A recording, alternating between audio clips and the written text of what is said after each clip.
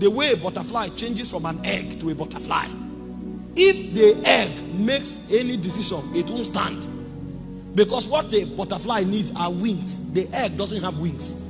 So there is no choice the egg can make that will stand. For the egg to become relevant, metamorphosis must take place. This is why your discipline is not enough. Because you can be making decisions, making choices, but you don't have the wings to fly. It's when you look upon Jesus that metamorphosis begins to take place. So things that you didn't have before, all of a sudden they'll begin to come out of your spirit. You won't know before that you have something called long suffering. That is of the spirit, not just the discipline of the flesh. But there is a long-suffering dimension which is a fruit of the spirit. As you look at Jesus after a while, that long-suffering dimension is activated. And then no matter what the devil does, you are not moved. You are not just trying to live above sin. You now hate iniquity. You know, when he spoke about Jesus, he said, because thou lovest righteousness and hated iniquity. So when Jesus is walking in the corridor of sin, he's not trying to avoid it. He hates it. That one is a dimension in his spirit. So when a man is metamorphosed, what happens is that elements and dimensions of Christ begins to be activated in him. But the only way metamorphosis can take place is when he begins to constantly behold him. And so we said, in order to bring ourselves to that point where we behold him, we need to find out what or who he is. But if you say what, you are still right.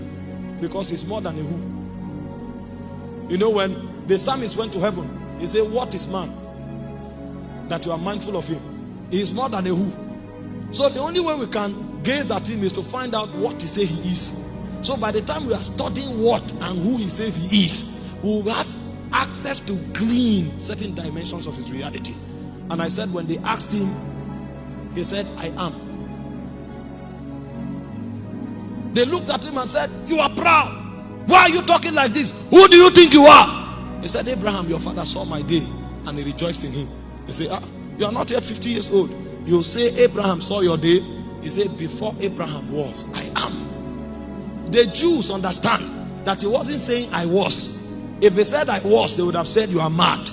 Because we know you are younger than you are claiming. But when you say I am, that means you are saying you are God. Because the first time God left his name as a memorial for every generation, he said, tell them I am that I am. So what he said was that I am Abba. And so the only way you can look at Jesus and understand his full dimension is to find out everything that he said around I am.